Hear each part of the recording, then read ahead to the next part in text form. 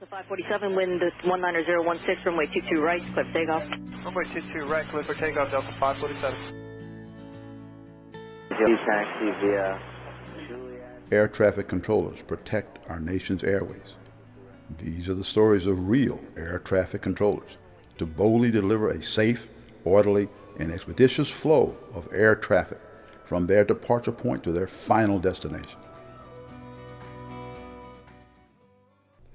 It was a midnight shift, and I was the watch supervisor on that shift up at the desk.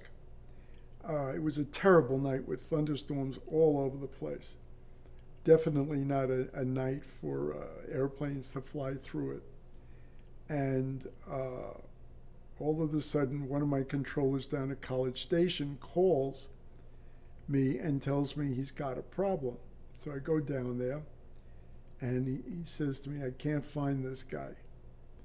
And the guy had taken off from College Station, going towards Dallas.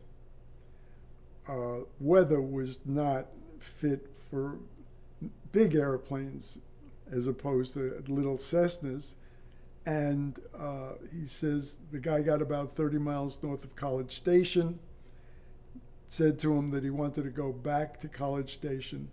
So he turned the guy around, got him south of the airport, turned him in, and cleared him for the approach on that runway.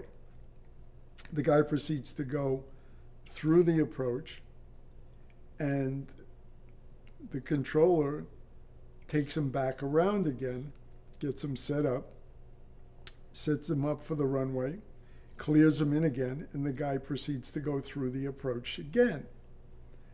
And now the controller brings him around again, and he asks the pilot if he has the approach plates for the airport. The pilot says no, but he never told the controller that before. So now he's reading the detailed procedures to the pilot of how to get in on that approach, the ILS approach. And as he turns the aircraft in, all of a sudden he hears the pilot screaming, I lost it, I lost it. And he sees the target descending, and then he loses the target. Okay, now we're trying to find out what happened to the aircraft. It's 2 or 3 o'clock in the morning. There's no one at the airport to help us. So in a situation like that, you have to pull out the information on the aircraft. And there's a whole sheet that a pilot will file before he takes off on the aircraft. The call sign, the pilot's name, a phone number, an address.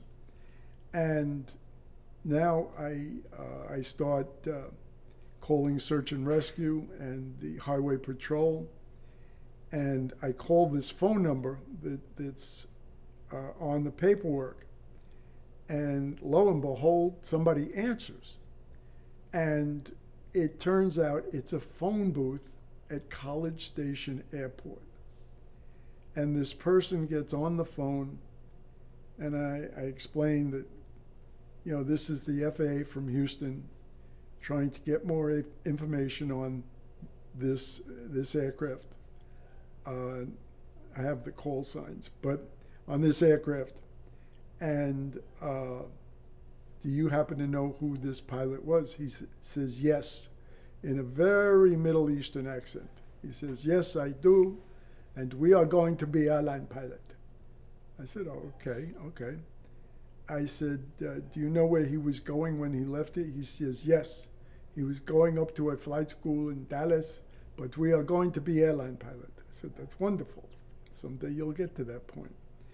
And I said, are you familiar with this pilot? He says, oh yes. Do you know if he got a weather briefing before he took off? He did not. He did not get a weather briefing. Okay. I said, well, the weather was terrible out there. I said, do you know if he had the approach plates? No, he did not have the approach plates, but we're going to be airline pilot.